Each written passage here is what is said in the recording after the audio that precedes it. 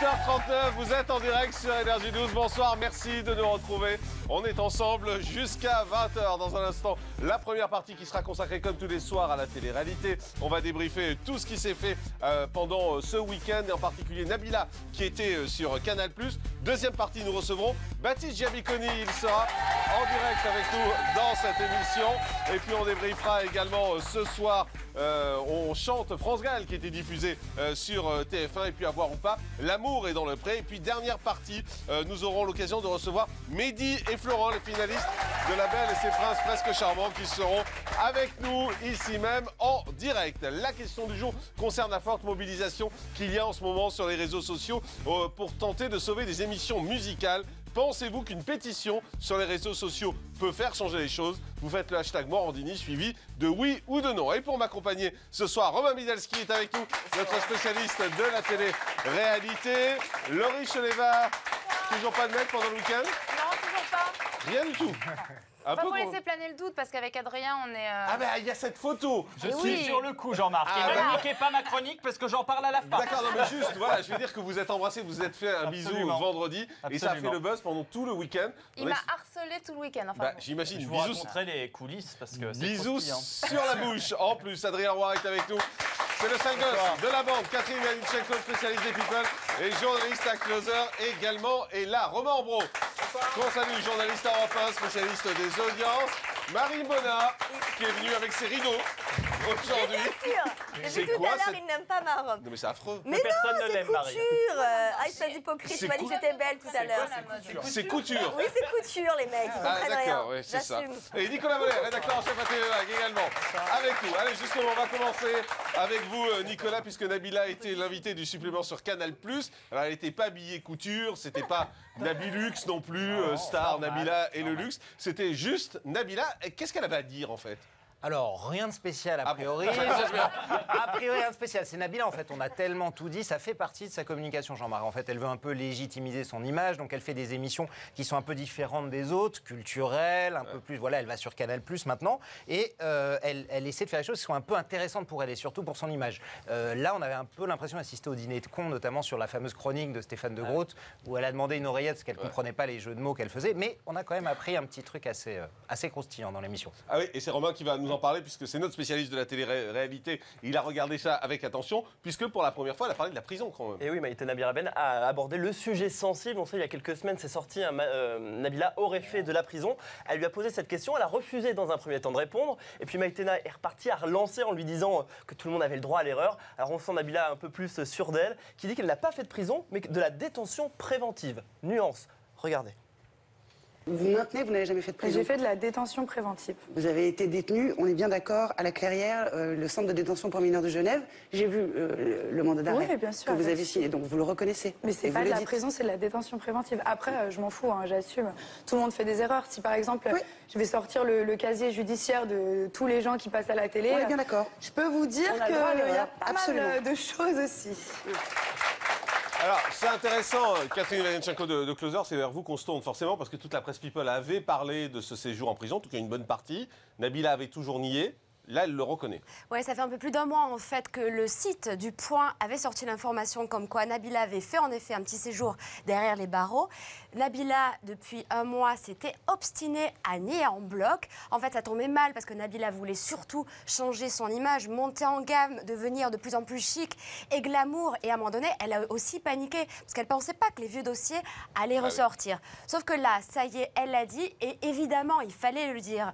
C'était une évidence, Nabila devait dire cette vérité, elle est spontanée, elle est jeune, tout le monde fait des erreurs dans la vie, Nabila en a fait et c'est bien qu'elle ait dit. Alors ce qui est assez étonnant, et c'est plus léger d'ailleurs Romain, c'est moi j'ai regardé cette interview, ce qui m'a surpris quand même, c'est d'entendre Nabila dire qu'elle était aujourd'hui le reflet de la jeunesse française. C'est vrai que Nabila est l'héroïne de cette télé-réalité qui est suivie en majorité par un jeune public. Et c'est vrai qu'en fait, elle est un peu, enfin, c'est ce qu'elle dit en tout cas, la grande sœur, l'exemple pour toutes ces jeunes filles. Elle a même dit « Je suis la jeunesse d'aujourd'hui ». Ce sont ses mots. Regardez. Et on en parle après. Je pense que voilà, je suis dans l'air du temps. Je représente, déjà, je me représente moi-même et je représente peut-être une jeunesse.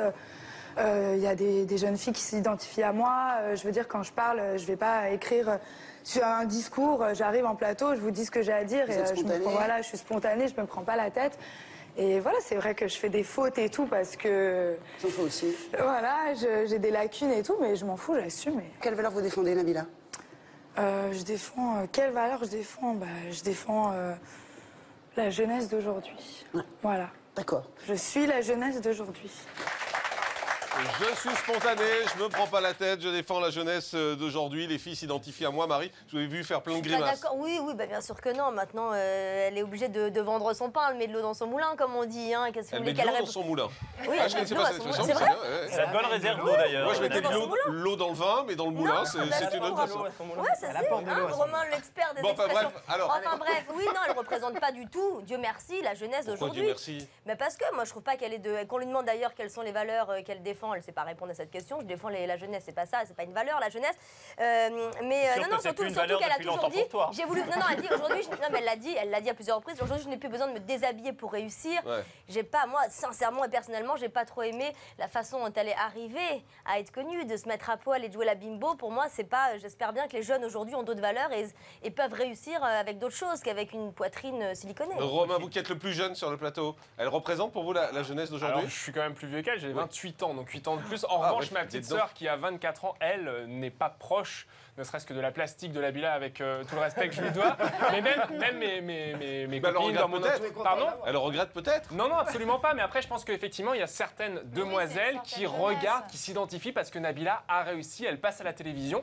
Et ça fait partie, c'est vrai. Non, mais il y a beaucoup de jeunes devant leur télé qui se disent j'aimerais bien passer à la télévision, qui s'identifient. Et donc c'est vrai que par moment, ne serait-ce que les fringues, il y a de plus en plus de demoiselles qui cherchent à savoir où elles s'habillent pour s'habiller pareil. Un mot, Laurie, gentil, forcément. Oui, non, gentil. Non, mais en plus, mais j'ai de l'affection pour Nabila. Je trouve qu'elle mène bien sa barque pour le moment. Effectivement, elle représente une certaine jeunesse. On est quand même dans une génération très télé-réalité. Donc je pense effectivement qu'il y a une certaine jeunesse qui s'identifie à Nabila, qui a envie d'être Nabila, qui la considère d'ailleurs comme une it-girl, ce qu'elle voulait être. Mais oui, c'est pas la majorité. Vous pouvez réagir d'ailleurs sur les réseaux sociaux avec le hashtag Morandini. Est-ce que vous, si vous êtes jeune, vous avez le sentiment que Nabila vous représente? Est-ce que c'est vous ou pas? Vous y allez sur les réseaux sociaux, hashtag Morandini, on aura l'occasion d'y revenir. En tout cas, pour terminer avec Nabila, Romain, elle a fait d'autres révélations dans cette interview. Alors déjà, elle a avoué qu'elle ne connaissait pas sa gauche et sa droite. Déjà, c'est important quand elle lui a demandé si elle était de gauche et de droite. Voilà, mais ça, c'est pour le côté plutôt léger. Sinon, on a appris qu'elle était coproductrice de sa télé-réalité. On pensait qu'il n'y avait que la grosse équipe qui allait le produire, mais non, elle est coproductrice. Et également, pour le non mais allô quoi qu'elle avait déposé auprès de l'INPI, elle n'est pas seule propriétaire de cette expression, mais avec la grosse équipe également. D'accord, donc c'est une vraie collaboration en fait. Exactement. Ce qui confirmerait peut-être qu'on lui a préparé des phrases avant qu'elle rentre dans l'aventure. Parce qu'autrement, ce serait qu'à elle, c'est ce que vous voulez dire. Oui. Donc elle avait un texte écrit. Si on va jusqu'au bout.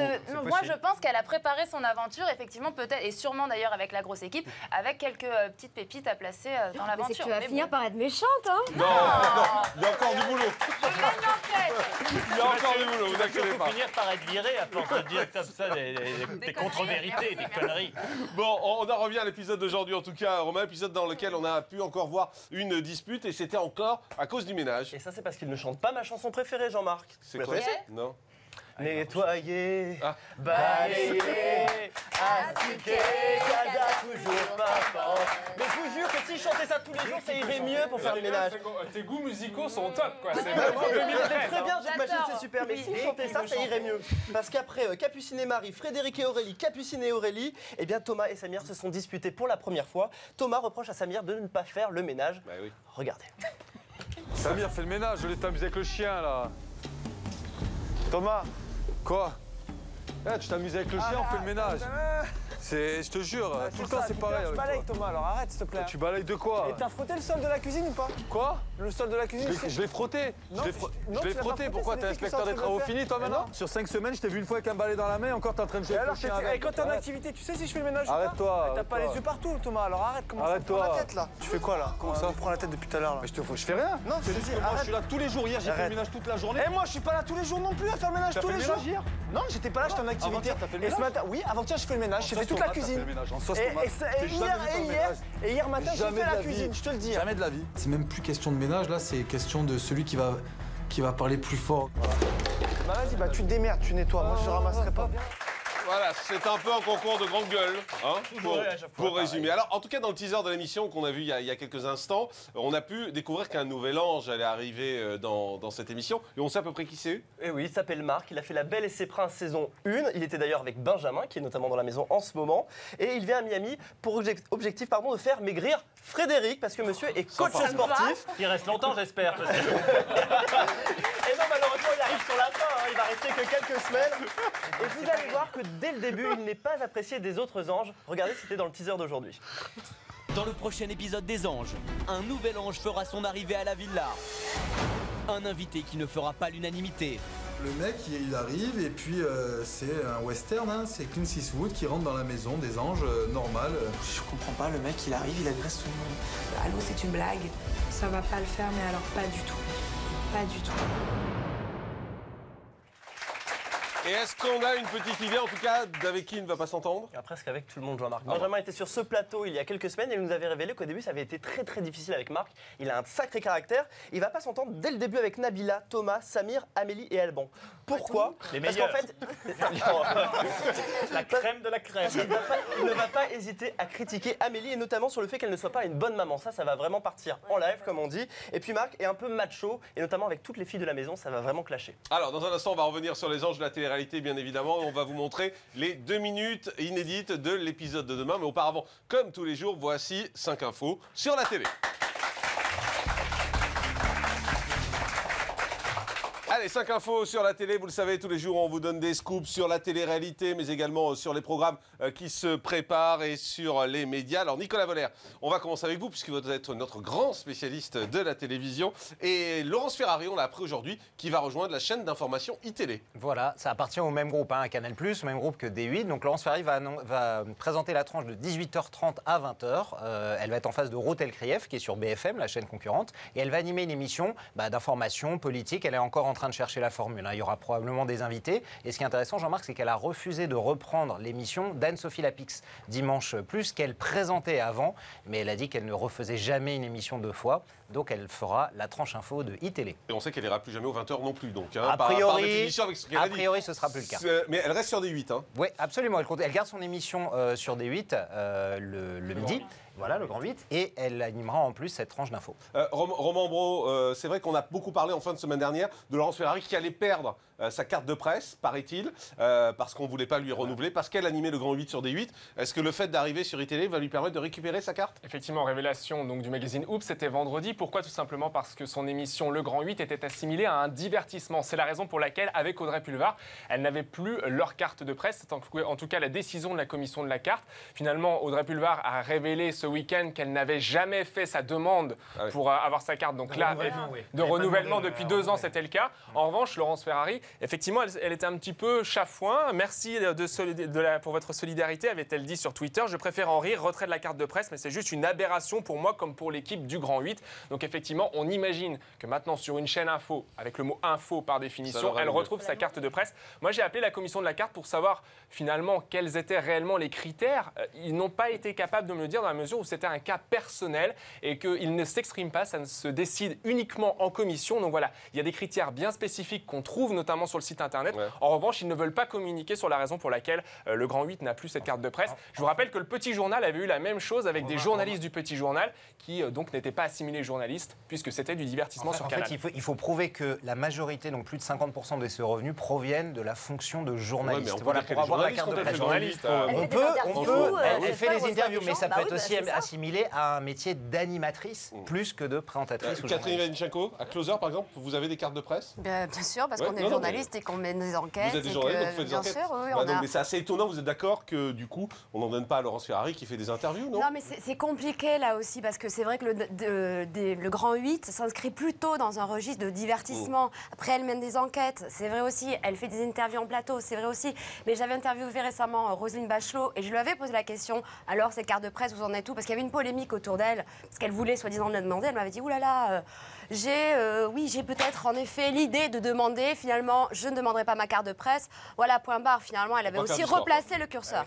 Romain, on continue. Deuxième info, c'est M6 qui a annoncé en fin d'après-midi ses programmes d'été et M6 qui promet du 100% inédit en prime. Oui, effectivement, c'était marqué en gros sur le communiqué de presse que tous les journalistes ont reçu donc cet après-midi avec des séries tout d'abord, des saisons et des épisodes inédits, avec En Famille qui interviendra donc à 20h05 à la place de Scène de ménage. On va mettre au congélateur Scène de ménage pendant l'été avec donc En Famille, ce qui va permettre de pouvoir se reposer et d'avoir une nouvelle marque qui va s'installer. Bones également, FBI duo très spécial, Jessica King. Voilà pour les séries. Côté événements, il y aura Jamel et le Marrakech du Rire 2013. Ils avaient déjà fait ça l'année dernière en 2012. Le grand bêtisier de l'été. Alors ça, c'est plutôt sympa. C'est Alex Good qui va animer cette émission. Alors vous dites encore un bêtisier. Sauf que là, le côté plus amusant, c'est qu'il est allé voir tous les animateurs de la chaîne en coulisses pour justement s'intéresser aux bêtisiers de chacune des chaînes. Voilà, c'est un moyen de faire du M6 un peu différent et de se diversifier des autres chaînes. Également, L'amour est dans le pré qu'on attend pour le 17 juin prochain pour la saison 8. Et puis d'informations, il va y avoir un retour d'Enquête extraordinaire, l'été de 100% Mag avec Marie-Ange Casalta, Enquête exclusive, Zone interdite et puis Capital avec des inédits de l'été. J'ai passé un coup de fil à M6 parce qu'ils n'ont vous pas... en appelez du monde, vous. La carte de presse, non, mais... M6, donc... Ils n'ont pas... Ça va vous intéresser, Jean-Marc. Ils n'ont pas spécifié Thomas Soto. Ne criez pas, je vous entends, vous savez. Pardon. Ils n'ont pas spécifié Thomas Soto sur le document. Ça vous intéresse pas? Oui, ben allez-y. Thomas Soto. Oui. Eh ben, je vous rappelle qu'il va sur Europe 1. D'accord. Donc on ne sait pas encore si c'est lui qui va présenter Capital cet été. D'accord. Ça vous intéresse pas? Non, mais écoutez, je le note et je m'en félicite en tout cas. Merci pour cette investigation en tout cas.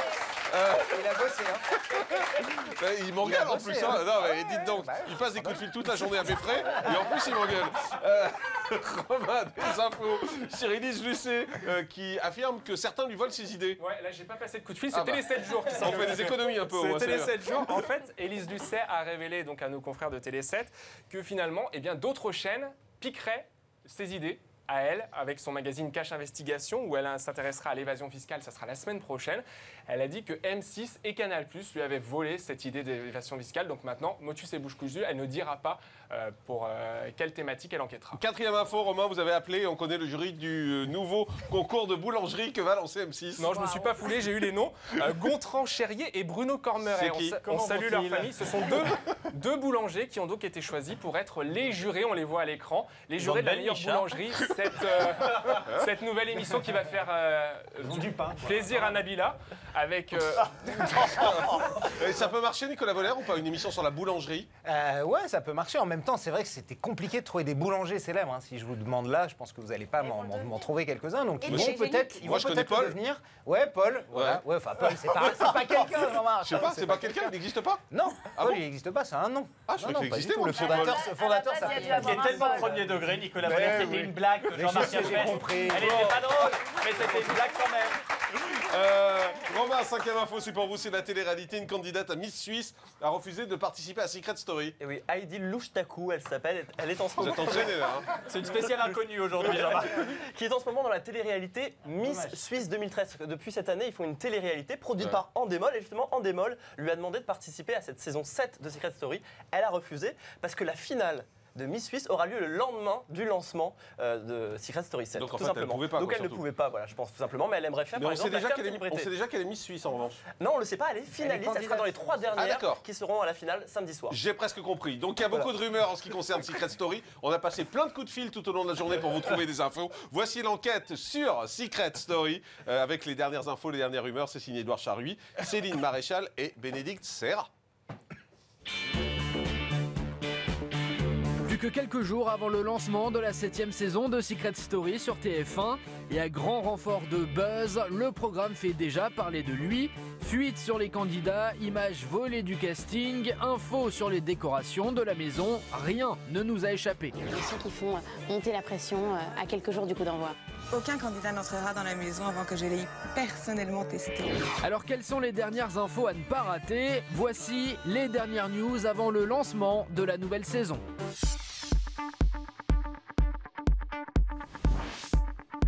Cela fait maintenant plusieurs jours que Secret Story est revenu sur le devant de la scène. TF1 a en effet décidé de faire monter la sauce à grand renfort de communication. Que ce soit sur le net ou dans la presse, la chaîne a bien l'intention de rebooster cette année ses audiences. Et pour cela, Nadège et Benjamin Castaldi ont été mis à contribution. Bon, Nadège, on n'est pas là pour divertir les candidats, on est là pour les tester, sérieusement. Attendez, Benjamin, vous allez voir, c'est imparable. Continuez, je vous dirai rien. Merci. Bon, la petite, elle est très bien, on la garde aussi. TF1 a aussi lâché une pluie d'indices sous forme de photos. Cette année, la déco sera différente des saisons précédentes. La Maison des Secrets a repris un coup de jeune.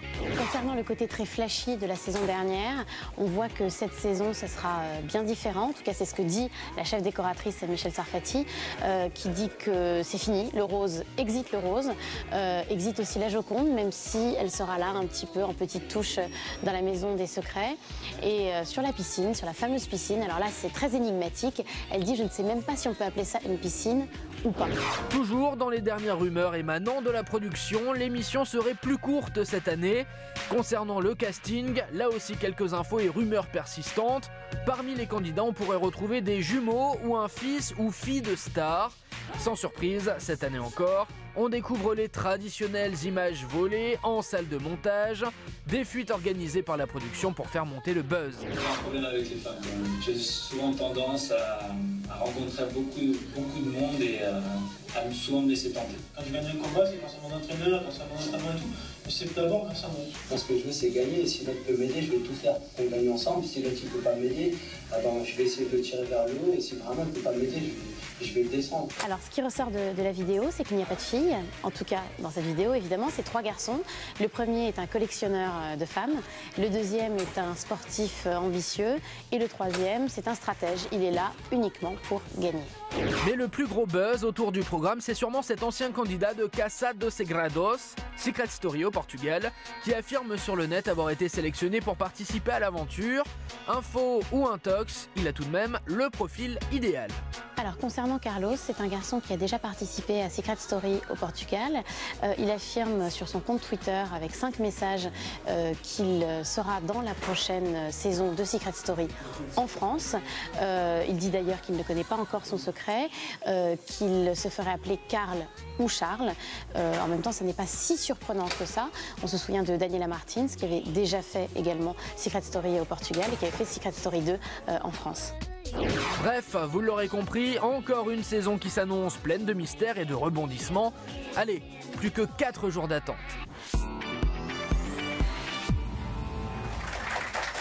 Et bien évidemment, dans cette émission, on va vous donner jour après jour les toutes dernières informations et les révélations sur Secret Story. Donc vous restez avec nous. Je vous rappelle également que tout à l'heure, on va recevoir Baptiste Giabiconi. Il sera avec nous en direct sur ce plateau. Et puis également, on aura Mehdi et Florence. C'est les 2 finalistes de La Belle et ses Princes presque charmants. Vous savez que Mehdi a été choisi par La Belle et on ne peut pas dire qu'il ait été très élégant avec elle. Il va s'expliquer avec nous sur ce plateau. Mais comme tous les soirs, c'est l'heure des questions de People. Marie est chaude, visiblement. J'adore, c'est mon moment préféré. C'est son moment. Marie, vous êtes très jolie, vous êtes magnifique, vous êtes merveilleuse. Et je vous rappelle donc que tous les soirs... Jean-Marc, tout à l'heure, vous avez dit qu'elle avait des rideaux Castorama. Ça, c'est vrai, mais c'est le visage. Elle est rayonnante. Qu'est-ce qu'on prend? Quelle mauvaise foi. Il va être papa, il est heureux. On n'y croit pas du tout. Il va être papa? D'accord. C'est donc moi le père. On salue votre compagnon qui nous regarde. Tous les soirs, on vous pose des questions sur l'actualité. People du jour, il faut bien avoir lu la presse. Vous jouez chez vous, vous jouez également sur les réseaux sociaux. Vous n'hésitez pas. Première question. Attention, vous savez que Michael Douglas a un cancer de la gorge. Selon lui, à quoi est dû ce cancer de la gorge? Romain Midelski. Voilà, vous me prenez au dépourvu. Non, je sais pas. Quel comédien. Aucune idée. Non, bah, lui dites pas. J'en ai aucune idée. Est-ce que ce serait pas le tabac? Je dis un truc très basique. Non, parce qu'autrement, on n'en parlerait pas. Allez-y. C'était très élégant ce que vous avez fait, Catherine. Vous pouvez nous le refaire? Allez-y. Qu'est-ce que t'as fait? Rihanna, elle fait tout le temps ça dans ses clips. Elle fait quoi? La grande classe, hein. Donc expliquez ce que vous C'est une vouliez drôle dire. de manière de Non, fumer. c'est parce que... Non, c'était pas une cigarette peut-être. pardon. Voilà, non, c'était pas une cigarette. Michael Douglas, en fait, a expliqué qu'il avait eu ce cancer de la gorge parce qu'il faisait trop de cunilingus. D'où le geste élégant que vous avez fait. N'est-ce pas? Je commence à C'est pas ce qui comprendre. m'arrive en ce moment, je suis un peu Je vulgaire. pense hein. aussi. C'est effectivement ce qu'il a dit dans une interview qu'il a donnée au Guardian de ce lundi. Il affirme que ce n'est pas dû à l'excès de boisson, que ce n'est pas dû au tabac, mais que c'est dû au cunilingus. Parce qu'il a attrapé le papillomavirus, voilà. une Exactement. maladie sexuellement transmissible. Et il en aurait trop fait. Voilà. Voici... Nicolas Voller est très inquiet subitement.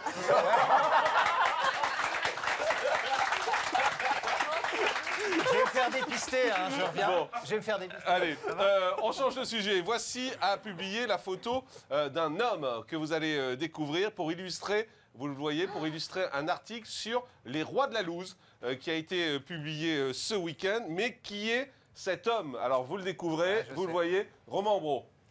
Je ne sais pas, est-ce qu'il s'agit d'un comédien? Il s'agit d'un comédien, oui. Sa tête me dit quelque chose. D'une Non, mais non, série je sais. américaine. Attendez. Sa tête me dit quelque chose, mais comme je suis absolument nul en Ah série non, mais lui, américaine- vous le connaissez forcément. Ouais. Laurie, Américain? américain, oui. Oui, mais Vous le reconnaissez pas? Mais si, je Son le visage? reconnais, mais C'est pas j'ai le pas mec de Prison Break? Ah, exactement, c'est Wentworth Miller qui a un peu changé. Alors, on va vous le montrer, voilà. Ça, c'est comme on l'a connu à l'époque où il était dans la série. On va vous remontrer l'autre photo telle qu'on l'a découvert dans Voici, vous allez voir. Voilà, c'est pas tout à fait... Mais qu'est-ce qu'il a fait? C'est un biopic sur Picardier qui est en préparation, un truc un peu sympa. Non, il a été photographié dans un parc à Los Angeles et visiblement, il a du mal à se remettre en état. Il semble décider d'en finir avec son surpoids, visiblement, puisqu'il avait décidé d'aller courir pour maigrir. Et aujourd'hui, il est comme ça. Gros. Qu'est-ce Alors, en fait, je comprends pas. travailler. La photo où il est avec un Ouais. poids, il a pas de tatouage alors qu'on le voit avec des tatouages. C'était C'était un des film, Ah. c'était une série. Excusez-moi. Alors on va expliquer. J'ai jamais regardé de ma vie. C'était le but de la série, il y avait toute la carte pour sortir de la Ça, ça restera à mon avis. On va faire les bêtises avec ça. Vous comprenez pourquoi Nabila est un exemple pour la jeunesse. Voilà la Vous preuve. savez, quand quelqu'un meurt dans une série, il meurt pas vraiment. Quand il a des C'est tatouages. important de me le rappeler. Voilà, c'est pas forcément vrai. Troisième question. Mon Dieu, des fois ils me font peur. Qu'a révélé Kim Kardashian ce week-end? Elle a fait une interview à la télévision. Elle a révélé quelque chose. Nicolas Voller. Je sais pas, qu'elle va faire un régime ou un truc comme ça? Non, c'est pas très Elle est gentil. enceinte, bah, là, non, quelque chose. Avec son enfant, par rapport à son enfant. Ouais, par rapport à son enfant. Elle est enceinte Comment tout elle le temps, l'appelait? Non. Non, c'est pas le prénom d'enfant. Adrien. Elle est pas vraiment enceinte? Bah non, Mais non, ça par se voit rapport à qu'elle est son enceinte. enfant. Kenny Le West, c'est pas le sexe. bon père? Non? Non, c'est pas ça, Laurie. Le sexe de son enfant? Elle a révélé le sexe de son enfant. C'est tout à fait ça. Elle a fait ça dans un épisode de l'incroyable famille Kardashian. Regardez. Regarde la petite cheville. Regarde, Kim. On va essayer de regarder pour connaître le sexe. Vous voyez un petit zizi? Non, je ne vois pas de petit zizi. Je crois que c'est une fille. Ah, c'est génial. Mon Dieu, combien de pourcents? À 99%. Je peux dire aux gens que c'est une fille. Voilà, c'est donc une fille, c'est ce qu'elle a révélé ce week-end. Ah, une question qui va vous intéresser, Adrien. Pourquoi y a-t-il eu, au concert de Rihanna à Brooklyn, une épidémie d'herpès? Est-ce que Nabila était dans la salle, par exemple? Il y a eu une épidémie d'herpès. Après Et ce pourquoi ça concert. m'intéresse particulièrement? Parce que... Non, C'est logique. non, non. Vous avez une idée ou pas? Je n'en ai aucune idée. Laurie? Bah, une épidémie d'herpès, parce qu'ils sont tous embrassés. On n'est pas très loin. Rihanna leur a demandé de tous s'embrasser, non? Non. Michael Douglas a c'est embrassé pas ça. des gens dans la foule? Non, non plus. C'est vrai ou c'est une blague ça? Non, c'est vrai. Il y a eu une épidémie d'herpès. Bah, ça vient d'un bisou, il y a un contact physique. Non. Ou les boissons, ils se Avec sont les passés les boissons. boissons. Non, il n'y a pas eu de contact physique, il n'y a pas eu de boisson non plus. Romain? Incroyable. Voilà, mais c'est une spéciale maladie, ce soir. C'est une- Mais il y a forcément eu quelque chose avec des muqueuses s'il y a une épidémie d'herpès. Non, c'est les muqueuses. Cachez les enfants. Non, mais c'est très technique, mais je suis très calée Vous ne en voyez pas? médecine. Le journal de la santé. Personne ne voit. Ah bah non, pas du Ah, tout. vous séchez, mais vous lisez pas la presse. Allez, on donne notre Oh, nom au j'ai chat. pas vu celle-là. Elle a fait chanter un de ses fans dans son micro Ouais. et elle avait de l'herpès. Non, Non. du coup, Ouais, Et enfin, il y on aurait suce eu pas que- les micros, Romain. Il y aurait il y a eu une épidémie d'herpès. épidémie, quoi. Une vraie épidémie. Alors je vous explique, c'est parce qu'une marque de produits, en fait, a fait tester un rouge à lèvres. Et c'était le même rouge à lèvres que tout le monde s'est repassé. Et une des spectatrices avait de l'herpès. Et donc il y a eu cette épidémie d'herpès à cause de ce bâton de rouge à lèvres. Il ne faut jamais se prêter un rouge à lèvres. C'est surtout que la marque, c'est l'effet contraire de ce qu'elle voulait faire. Là, parce que Totalement. beaucoup, personne ne va l'acheter. Allez, on termine avec une photo que vous allez découvrir. Photo qui a été publiée dans la presse. Et comme vous voyez le visage, donc ça n'a plus aucun intérêt puisque j'allais vous demander de qui il s'agit. Bah oui, forcément. Mais normalement, vous n'auriez pas dû voir le visage, donc c'est parfait, c'est merveilleux. Voilà donc pour ces questions. Il est bien votre jeu, hein, Il était très bien. Il était très bien, c'était merveilleux. Question people, c'est fait, donc on va passer à l'extrait inédit des anges avec vous, Adrien. Et demain, avec Romain. Et demain dans les... Adrien, on ne faites pas chier, faites votre truc. C'est un grand jour pour nos anges. Demain, ils vont recevoir la visite de la reine de l'effeuillage et du glamour. Dita Ventis. Voici les premières minutes de demain. On est. À la villa, les anges sont surexcités. Leur invité surprise vient de sonner à la porte et ils vont découvrir de qui il s'agit.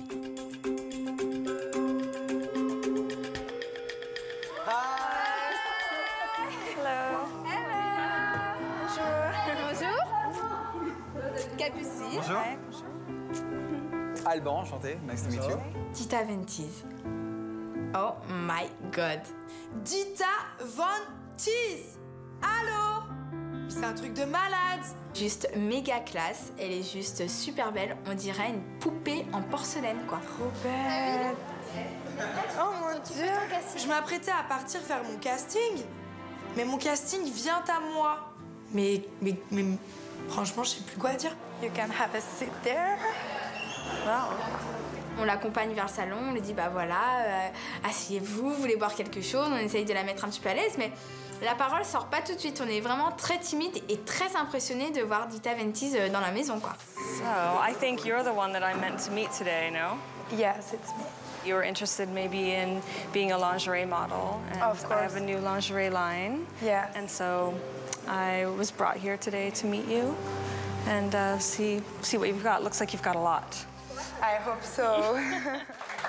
Voilà, extrait inédit de l'épisode que vous découvrirez demain sur Énergie 12. Dans un instant, c'est Baptiste Jamiconi qui va nous rejoindre. On va débriefer également tous les programmes télé de ce week-end. Vous restez avec nous, on se retrouve juste après la pause. À tout de suite.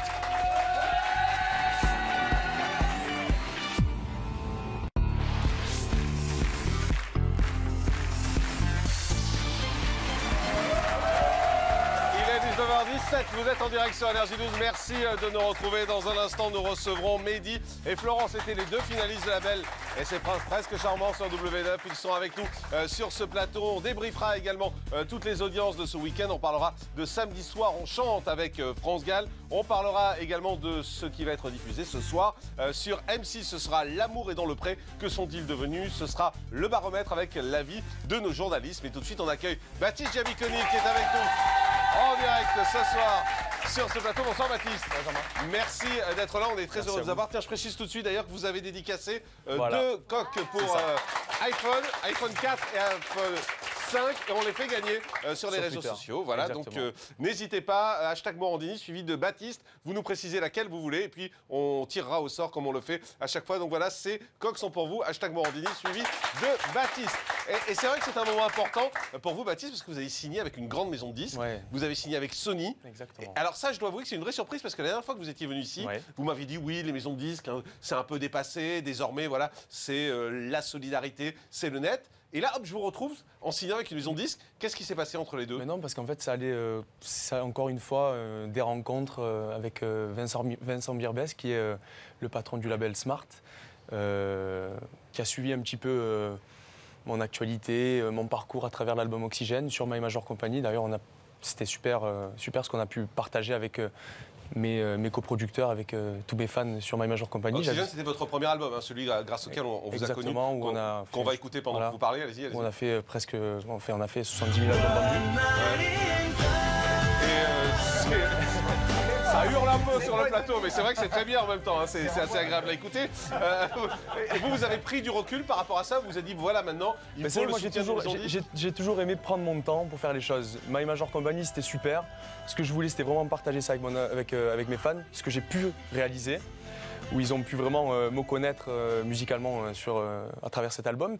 Et puis là, une suite, je dirais, logique encore dans la continuité avec mes fans, dans une major comme Sony, avec une belle rencontre et des personnes qui sont attentives et qui, en tout cas, qui aspirent la même chose que moi. Et en même temps, quand on vous voit, il y a aussi un changement de look qui va avec. Vous êtes coiffé plus sagement, habillé plus sagement. Ça veut pas dire que je suis sage, mais... Non, voilà, mais vous avez retiré les piercings, vous aviez des piercings dans le nez, non, si mais je me souviens bien la dernière fois. Ouais, c'est vrai, c'est vrai. Ne répétez pas ce que vous avez dit pendant la pub, Jean-Marc. Vous lui avez dit, enfin, vous ressemblez à un homme. Non, c'est pas ça. C'est pas vrai, t'es une balance parce que j'ai mis une veste, ça y est. Voilà, j'ai dit qu'il avait mûri, il était plus, voilà, c'était un peu moins le gamin, etc. Non, mais je crois qu'en fait... Quel enfoiré. Non, mais on évolue, on grandit, on mûrit, musicalement aussi, et puis vestimentairement aussi, un petit peu. Donc j'avais envie de... Mais c'est quoi? C'est pour se donner plus d'allure, en fait? Je sais pas si j'ai vraiment besoin de me donner plus d'allure ou quoi que ce soit, mais j'avais envie de remettre des chemises et comme tu sais si bien les porter toi aussi. Pas, ça doit être ça.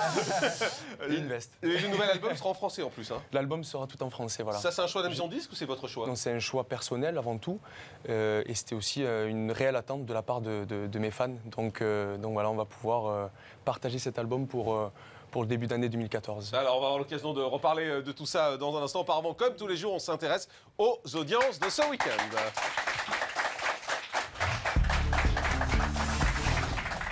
Les audiences du week-end avec le meilleur et le pire de la télévision. Vous le savez, on commence systématiquement avec ça. C'est un zapping lié aux audiences. Ça s'appelle le Zap Audience et c'est parti.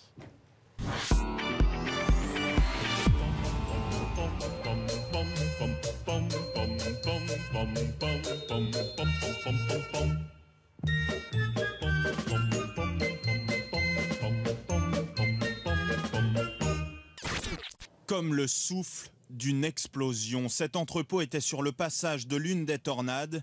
Ses portes ont été pulvérisées. Dans cette ville du Missouri, les maisons en bois n'ont pas résisté au vent de 145 km/h. Cette chambre à coucher est désormais à ciel ouvert. Par quelle partie du corps une chatte saisit-elle son petit pour le transporter? La queue. Le cou. Je veux voter, bordel.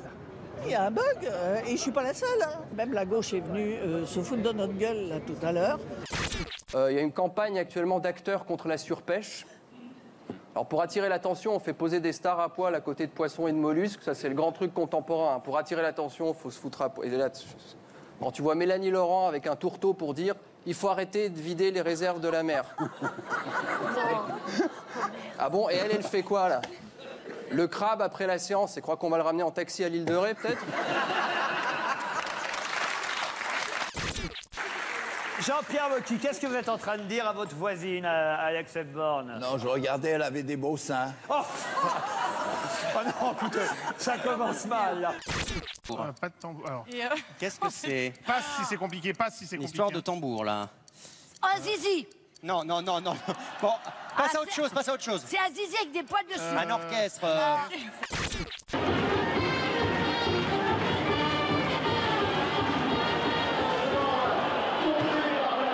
Ça commence mal pour le champion.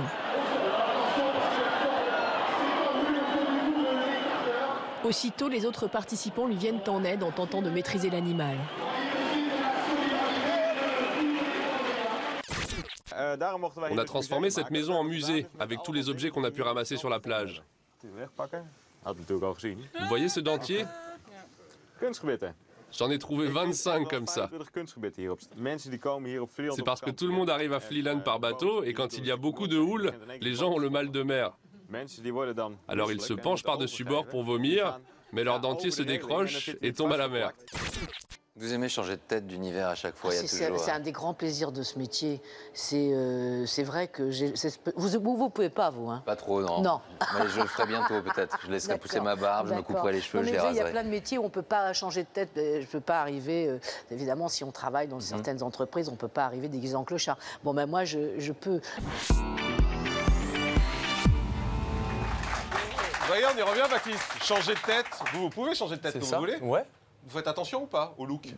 Je fais un petit peu attention au look, mais sans plus. Sans plus. Allez, les audiences justement de ce week-end. Vendredi, c'est TF1 qui est arrivé en tête avec les Experts Miami qui ont séduit 5 116 000 téléspectateurs. Sur France 2, c'était un match de foot, 4,5 millions de téléspectateurs et 19,3% de part de marché. Hier soir, dimanche, c'est le film Expendables sur TF1 qui a cartonné, 6 800 000 téléspectateurs, et M6 avec Capital est deuxième, 3 100 000 personnes. J'ai sauté samedi volontairement parce qu'on va s'arrêter sur samedi avec un petit événement puisque c'est France 2 qui était en tête samedi avec la finale du Top 14, c'était la rencontre Toulon-Castres. 4,5 millions de téléspectateurs, et TF1 avec Samedi soir on chante France Gall présenté par Estelle Denis n'a fait que 3,5 millions de téléspectateurs, c'est-à-dire à égalité avec M6. Nicolas Voller, vous êtes notre spécialiste des audiences.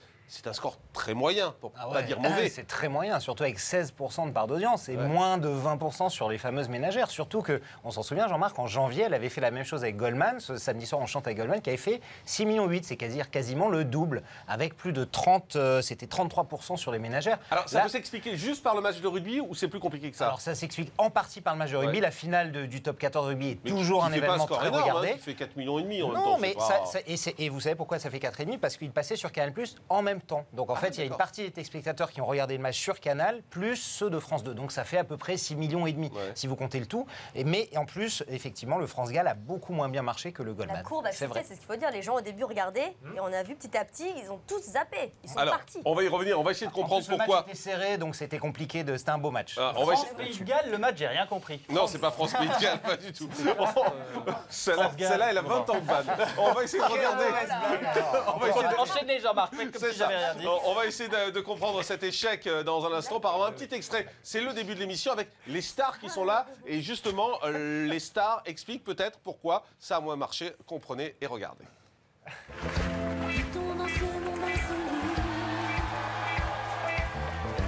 Le bruit des pelles mécaniques qui construisent quoi? Musique. Et que chacun se mette à chanter. Et que chacun se laisse emporter. Chacun tout contre l'autre cédé. Chacun tout contre l'autre enlacé. L'un contre l'autre musique. Alors, on voit les chanteurs qui étaient présents, Romain. C'est pas tout à fait les mêmes chanteurs que lors de la première version, d'ailleurs, de l'émission, que pour Goldman. C'est vrai que lors de la première version, c'était pour Goldman. On avait certes la nouvelle génération, mais il y avait aussi d'autres personnalités avec une carrière beaucoup plus comment dit-on, avancée. Voilà, c'est pour pas manquer de respect à Johnny Hallyday que je dis ça, mais en tout cas, voilà. Non, mais M. Pokora aussi, par exemple. Non, mais il y avait M. Pokora qui est très, très fédérateur, effectivement. Là, c'est vrai qu'Amel Bent, là, on avait des artistes en devenir, comme on a coutume de le dire. C'est vrai qu'on avait Tal, on avait Florent Mott, qui ont certes un vivier de téléspectateurs et de fans. En revanche, peut-être pas suffisamment, notamment, je pense, aux plus âgés, qui ne connaissent pas forcément ces personnalités-là. Baptiste, vous n'étiez pas invité, vous Non, moi j'étais à New York, j'ai pas pu, mais je devais participer. Vous devez y aller. Et ça vous plaît, ce type d'émission? C'est quelque chose que vous aimez bien? Bien sûr. Mais vous aviez fait la première avec Goldman. Et j'étais pas là non plus. Ah non, c'est ça. Il a fumé. Parce que vous étiez sur l'album Génération Goldman, mais vous n'étiez pas sur l'émission de TF1. Non, il faut regarder la télé quand on est expert télé, Romain. Ça peut servir. Autrement, on se fait gauler en direct.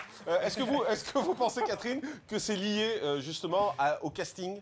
Mais bien sûr, c'est lié au casting. Moi, vendredi, franchement, j'ai défoncé le programme en disant « Regardez les têtes d'affiche ». Il n'y en a pas. Là, franchement, les images qu'on voit, qui étaient en fait l'introduction de l'émission, mais on se croirait à la Starac il y a 10 ans en arrière. C'est que la promotion TF1, alors oui, vous les prenez séparément. Ces gens-là ont du talent, on aime ou on n'aime pas. Mais là, franchement, c'était dans l'ennui, c'était mou. La seule qui a tiré son épingle du jeu samedi soir, c'est Elodie Frégé, qui a bien interprété les sucettes et qui comprenait en plus qu'elle chantait. Mais c'est même pas Jennifer pour vous, parce que Jennifer sort un album. Non, mais Jennifer, elle est en pleine promo, donc merci TF1, bravo, tout ça est parfaitement marketé, c'est génial. Voilà, c'est tapis rouge déroulé pour Jennifer, mais je suis désolée, à un moment donné, ça devient trop visible et on s'ennuie. Marie, c'était une promo de Jennifer, vous êtes d'accord avec ce qu'elle dit ? Oui, je suis d'accord, bien évidemment, c'était plus une promo de Jennifer qu'un hommage à Michel Berger. Moi, Elodie Frégé et... Ah si, franchement, les chansons, pourquoi c'était pas intéressant ? Je vais te dire pourquoi c'était pas intéressant, parce que les chansons étaient moins bien chantées par ces jeunes chanteurs que par France Gall elle-même et Michel Berger. Et c'est là le problème, parce qu'un Johnny Hallyday qui reprend un titre, que vous aimez ou pas, ça aura de la gueule, parce qu'il y a de la voix, parce qu'il y a du coffre, il y a quelque chose. Là, c'était... C'est lourd, quoi. Franchement, non, c'est pas intéressant. À part Jennifer, qui est mignonne, j'aime bien, comme elle dit. Heureusement qu'il n'y a pas été Elle est magistrat, parce sexy. qu'il Non, mais il a c'est bien vrai. fait d'être à New York. hein. C'est vrai. Et Jean-Marc, je suis pas la seule à le penser. Des millions de Français ont fait comme moi, Bah oui, ont commencé à regarder, bien sûr, T'es et la on zappait. porte-parole de tous les Non, Français. T'es lourd, Romain, t'es lourd, t'as pas compris. Ils ont zappé.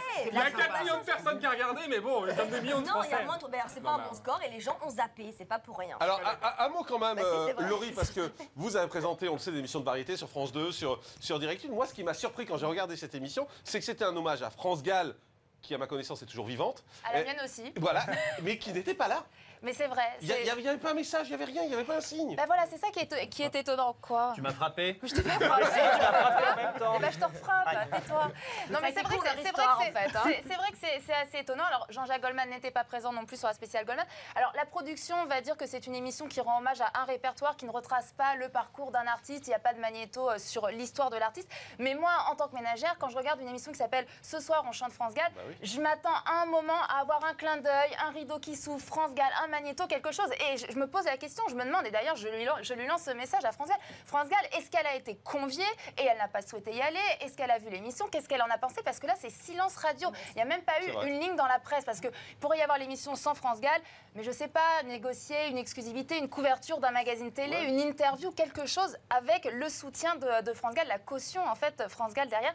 Et là, c'est vrai qu'elle n'y est pas, donc on peut quand même se poser la question. Donc l'appel de Laurie ce soir en direct sur Énergie 12. Réponds-moi. France Gall, dites-nous ce que vous avez pensé de cette émission. C'est vrai qu'elle parle assez peu en général, mais ce serait intéressant de la voir. On verra si vous avez du pouvoir et si vous êtes entendu dans les prochains jours. Grosse pression. Bon, voilà ce qu'on pouvait dire sur ce programme qui était diffusé samedi soir. On l'a vu, hein, c'est assez moyen comme résultat, mais en tout cas, vous avez entendu l'avis de nos spécialistes. Ils sont pas tendres, c'est le moins qu'on puisse dire. Quelques bons moments quand même. Hein. Ah oui. On peut pas désinguer l'émission comme ça. On retrouve Et on Laurie. parle pas d'Estelle Denis qui était quand même à chier aussi. non, On le dire non. au passage, je le dis vite fait. C'est pas vrai, Adrien. C'est totalement vrai. Nicolas, juste sur Estelle Denis, parce qu'on peut pas laisser dire ça. Non, on peut pas laisser dire. Franchement, Estelle Denis, elle est bien. Elle est complètement différente des animateurs de variété qu'on voit. C'est ça, Elle elle est est à part. enthousiaste. Ouais. Elle est enthousiaste, quoi. On voit qu'elle a plaisir à être sur le plateau. Elle se marre, Elle elle aime chante. son prompteur, Elle très se fort. marre, elle chante, elle danse. Adrien, non, c'est moche. C'est Non, la non, vérité. franchement, Pas d'accord. regarde là, elle danse, elle bouge avec les gens. Moi, Elle a même chanté, si vous avez regardé l'émission. elle Vous avez chante, regardé elle l'émission? Absolument, j'ai regardé Elle a l'émission, chanté quoi? Jean-Marc. Elle a chanté une chanson de France Gall, si ma mémoire est bonne. Arrêtez de m'emmerder. Quel escroc! Ce garçon est un escroc, je vous le dis. Hashtag C'est Morandini un si vous voulez réagir sur Adrien Rouard, arrobase Adrien Rouard, mettez-lui en plein la figure. Hashtag escroc. Exactement. On continue dans les audiences avec la surprise. Eh bien, c'était la médiasphère sur LCI avec un témoignage assez incroyable qui m'a marqué ce week-end. C'était une des journalistes de l'émission qui a rencontré Leonardo DiCaprio pendant le Festival de Cannes. Et elle a fait ce qui se fait assez peu. Elle a raconté les coulisses de cette interview. Vous allez l'entendre. C'est assez incroyable ce qui se passe. C'est une star, c'est clair, Leonardo DiCaprio. Mais à ce point-là, c'est peut-être exagéré. Regardez. Alors avec Leonardo DiCaprio, nous avions droit, nous étions très chanceux, à 4 minutes. Quand DiCaprio arrive avec donc, on va dire 2 heures de retard, hein, quand même, ça se mérite. Et il y avait la hutte des journalistes, où les journalistes étaient priés d'attendre dans cette petite hutte blanche. Après 2 heures d'attente, on nous dit oh, attention, il arrive. Les journalistes, dans votre hutte. Surtout, il ne fallait pas qu'on soit à attendre qu'on puisse croiser le regard de DiCaprio. 2 journalistes passaient en premier. Miracle, je ne sais pas pourquoi, je faisais partie de ces 2 journalistes qui passaient en premier avec Monsieur DiCaprio. Et là, on me dit, ça serait quand même bien de vous mettre un peu de côté, quoi, d'essayer de ne pas croiser son regard. Il vous demande de vous retourner, en gros, quoi. À peu près. Donc là, on dit, faudrait peut-être pas exagérer. Non, mais vous ne le prenez pas en photo, il faut pas. Et là, arrive Monsieur DiCaprio, entouré de d'un aéropage. Qui a été sympa après, qui s'est bien comporté, oui. En 4 minutes, il n'a pas vraiment le temps d'être désagréable, on va dire, a priori. Alors moi, je dois dire que j'ai été épaté par ce témoignage. Baptiste aussi, je suppose, quand même. Mais grave.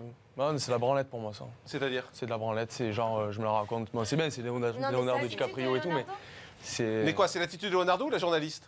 qui vous choque? Non, c'est la tige de Leonardo DiCaprio. Ah oui, d'accord. C'est pas Leonardo, c'est le staff américain. Moi, j'ai interviewé beaucoup d'acteurs américains comme ça. Ça y est,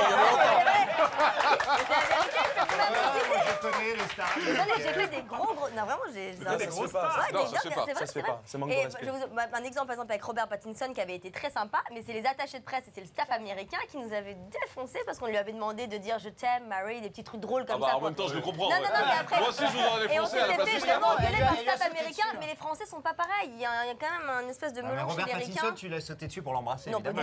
Je voudrais juste l'avis de Laurie, ensuite on va demander à Catherine qui fréquente les People également. Laurie, vous en pensez quoi de ce que fait la journaliste là? Moi, je trouve pas ça bien. Alors, comme Marie, j'ai interviewé aussi beaucoup de stars Ah, ça y est, américaines. À l'époque où j'avais. Non, mais à La l'époque où collection j'avais une émission. de pastèques sur le plateau. Ce qui est marrant, c'est que vous, je vous crois.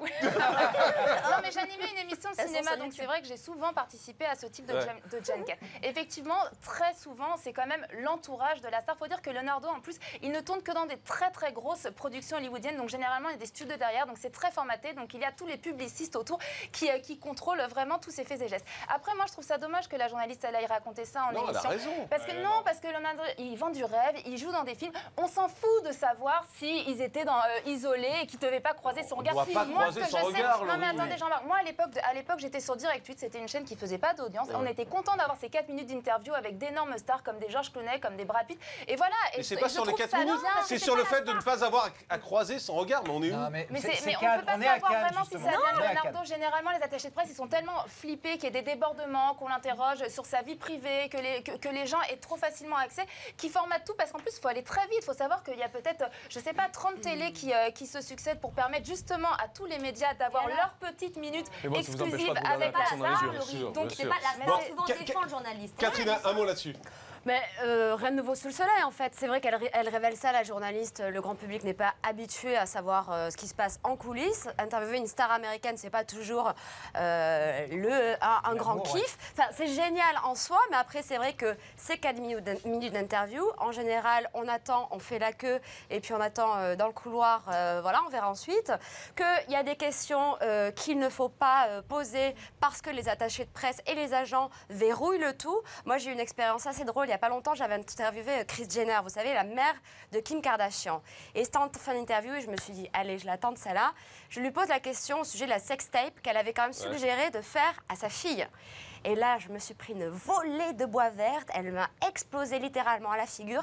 Elle m'a insultée, elle m'a raccroché au nez. Mais bon, moi, voilà, fin d'interview.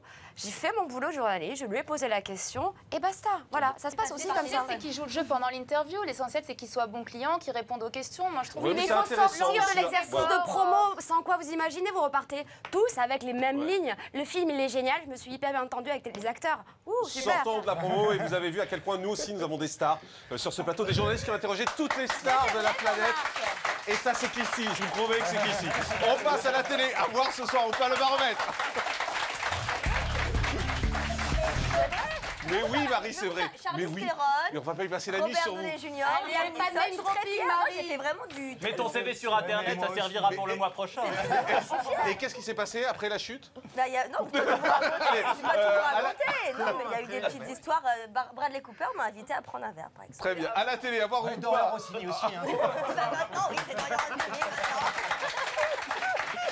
Que sont-ils devenus sur M6 à 20h55? C'est le programme qu'on vous a demandé de noter avec tout d'abord la bande-annonce de ce programme. Et on peut en parler avec vous, Nicolas, qui fait un peu le bilan de ce qu'ont été les agriculteurs de l'amour et dans le pré. Ce soir, l'amour est dans le pré et de retour.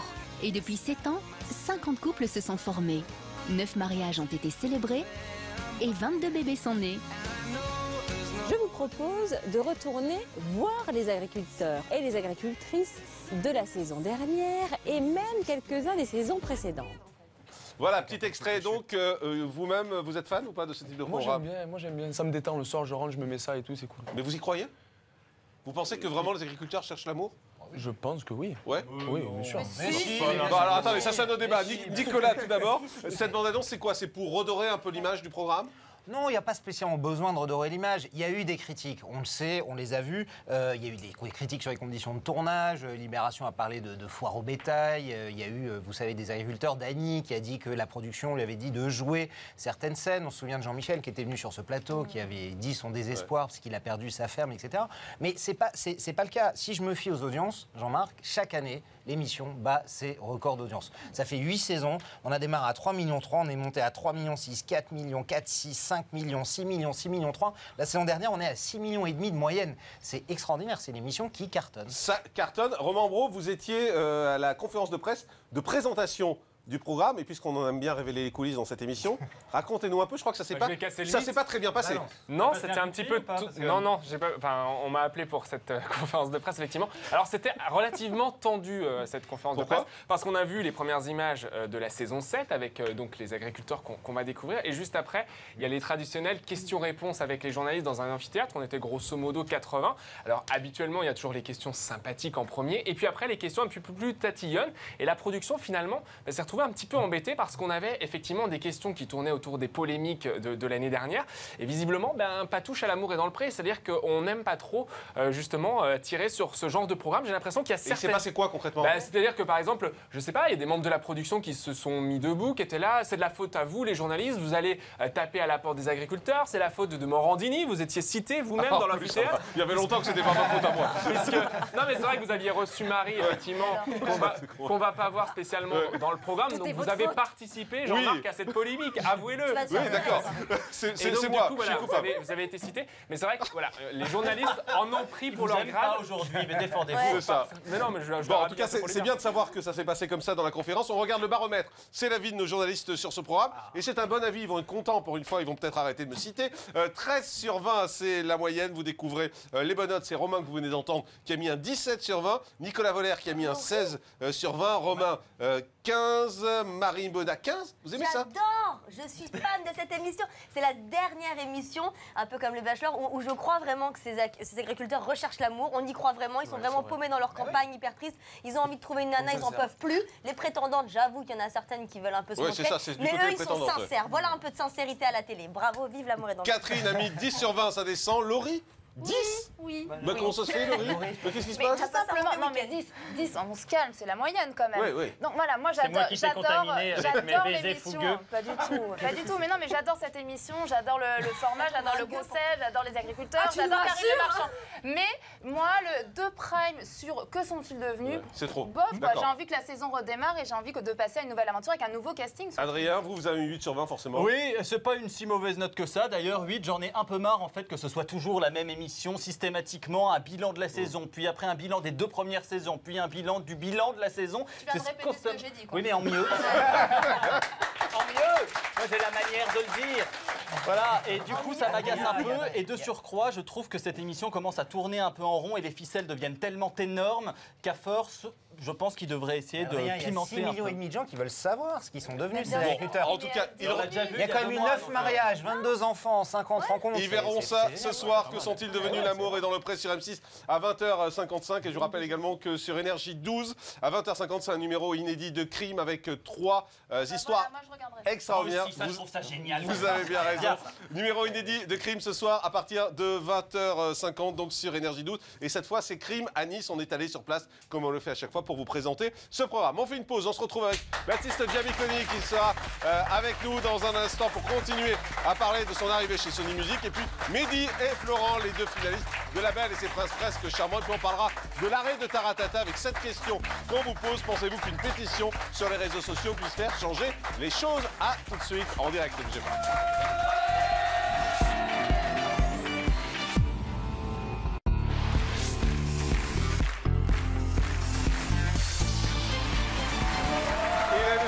Vous êtes en direct sur Énergie 12. Merci de nous retrouver. Baptiste Giamiconi est avec nous. Dans un instant, on parlera de l'arrêt de Taratata. Mais je vous propose d'accueillir nos 2 invités, Mehdi et Florent, les 2 finalistes de La Belle et ses Princes presque charmants, qui nous rejoignent sur ce plateau. Bonjour. à tous les deux. Merci d'être avec nous. On a plein de questions pour vous. Ce sera dans un instant. Ne bougez pas. Auparavant, un mot, Baptiste, sur vous. Je le disais en vous recevant tout à l'heure, vous avez signé chez Sony, grosse maison de disques. Est-ce qu'aujourd'hui, votre avenir, votre carrière, c'est plus que musicien? Non, je continue et chanteur en parallèle mon métier de modèle. Là, je reviens. On peut être modèle jusqu'à quel âge? Jusqu'à 40, 45 ans. Ah oui, d'accord, donc vous avez de la marge encore.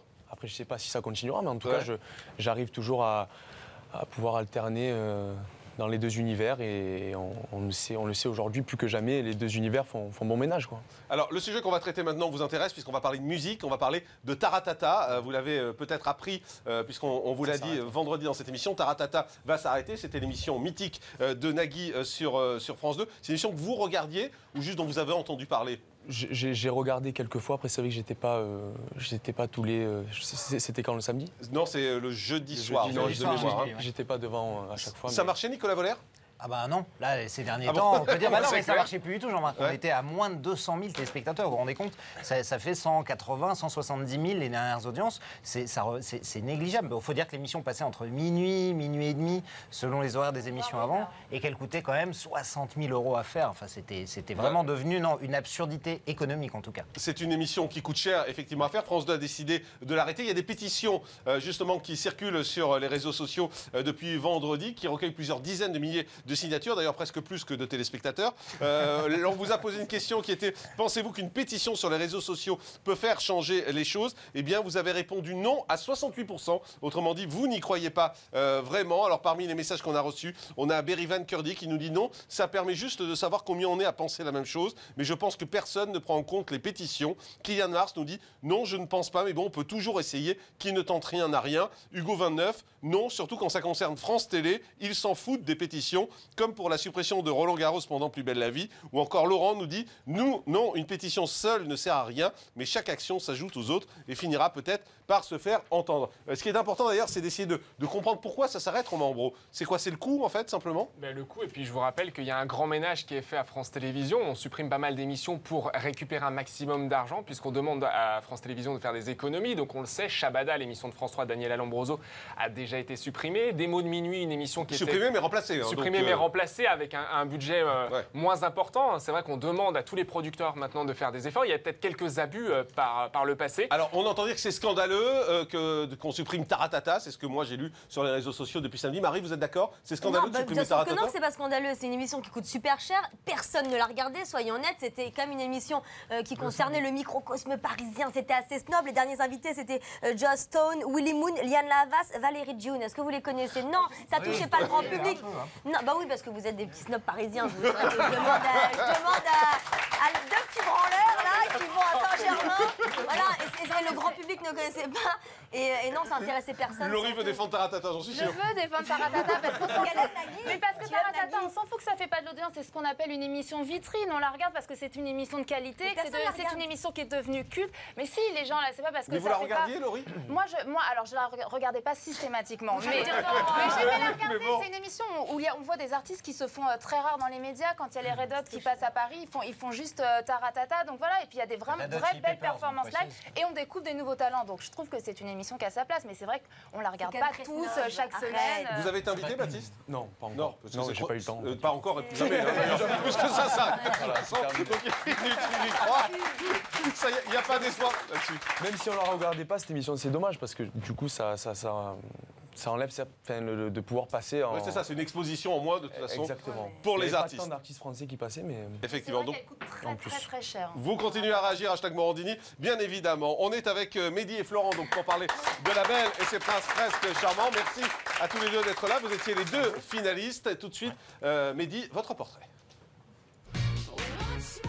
Mehdi a 23 ans, est vendeur et originaire de Louvres. Il n'aura pas marqué cette seconde saison de La Belle et ses princes presque charmants, restant toute la saison très discret.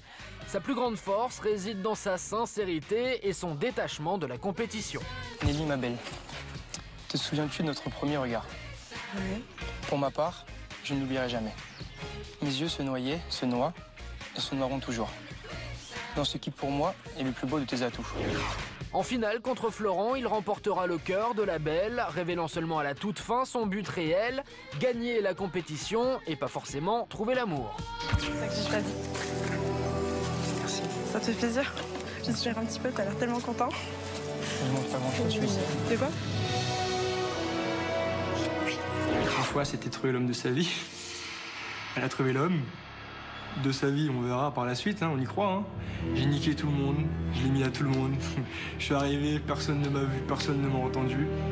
Au final, je ressors avec une femme. Et maintenant, advienne que pourra. Hein. On va laisser voir les choses. Hein. Aussitôt, sur les réseaux sociaux, vous êtes nombreux à vous interroger sur son double jeu avec Nelly. Elle choisit celui sur lequel elle doutait. Le lendemain, ils ne sont plus ensemble. C'est ce qu'il attendait. Bien fait. Avouez que Mehdi a participé à l'émission que pour financer son voyage en Australie. Mais recherchait-il vraiment l'amour? C'est la question que de nombreux téléspectateurs se posent après avoir appris qu'il n'aurait plus donné signe de vie à Nelly dès le lendemain de l'émission. Alors, Mehdi, on va essayer de comprendre ce qui se passe. Bien sûr. Est-ce que vous êtes un enfoiré? Du tout. Parce que c'est Du quand tout. même... Le mot est faible, Jean-Marc. Le mot est faible. Je ne suis pas un enfoiré dans le sens où j'ai pas menti, j'ai pas vendu du rêve. Ouais. On n'arrête pas de répéter que je me suis détaché d'elle pendant toute l'émission. Je lui ai parlé de mon voyage en Australie, donc d'ailleurs ça n'a pas financé du tout mon voyage. Hein. Et comme quoi j'étais jamais tombé amoureux, que je partais à l'étranger, donc j'ai dit les choses qui en général font fuir les femmes. Mais pourquoi vous avez fait l'émission alors? Alors moi c'était juste pour la compétition, le challenge. C'est-à-dire qu'elle, vous en avez rien à faire quoi? Au départ, non, du tout. Et à l'arrivée non plus? Non, si, parce que c'est un peu... Je suis encore en contact avec elle, il n'y a pas de souci. J'étais encore au téléphone avec elle pendant la diffusion de cette finale, justement. On n'est pas en conflit, on Mais en discute, fait, vous l'avez jamais revu, vous nous confirmez que vous l'avez jamais revu après Ça, par l'émission? contre, réellement, non, je l'ai jamais revu. Parce que vous en foutiez? Non, parce qu'elle habite à Lyon, j'habite à Paris, je suis parti à l'autre bout du Vous monde. savez, alors il y a un nouveau truc, ça s'appelle le TGV. Cher. Ça permet de se revoir.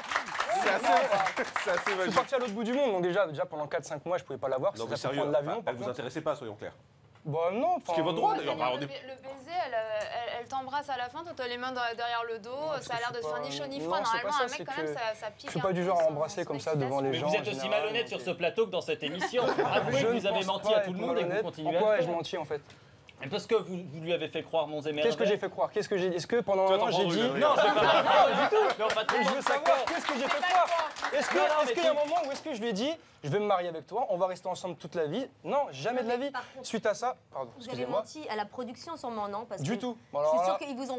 Ça m'étonnerait que les casteurs vous aient engagé avec autant de détachement que vous avez ce Alors, soir. à la base des bases, je pense Ah, que vous quand avez- ils recrutent les séducteurs, c'est pas pour l'amour. Je pense que les prétendants cherchent vraiment l'amour, les séducteurs vraiment pas. Ouais. J'ai fait ce casting, j'ai dit clairement que j'étais pas là pour l'amour, que moi j'étais là pour la compétition. J'ai été pris, voilà. Mais mensonge ou pas, en tous les cas, aujourd'hui, vous avez gagné un truc, c'est une mauvaise image. Est-ce que vous regrettez en fait? Je pense pas, enfin la mauvaise image, c'est les gens qui voient ça de moi malheureusement, c'est vrai. Moi je pense pas avoir été si mauvais que ça dans le sens où, encore une fois, maintenant il se dit des choses sur les réseaux sociaux par rapport à elle et moi. On est les principales concernées et on se parle encore mais en très bon terme, on n'a rien, il n'y a pas de conflit.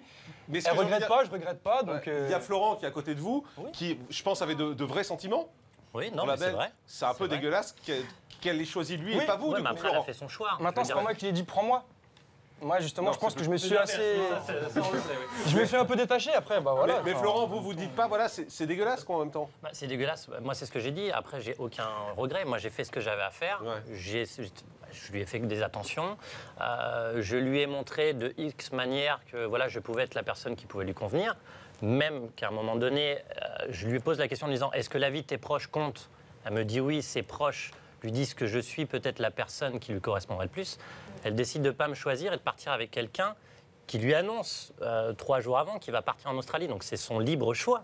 Mais de prendre le risque. Vous pensez quoi finalement? Elle n'avait pas le sens des choses. Elle a craqué sur le physique sans faire attention à ce que disaient les gens.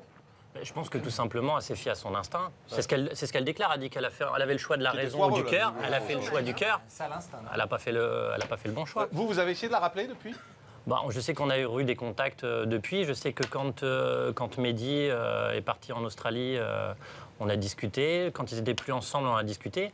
Maintenant, moi, c'est ce que je pars du principe. Je lui ai laissé sa chance en lui disant écoute, si tu veux qu'on en rediscute, il n'y a pas de souci.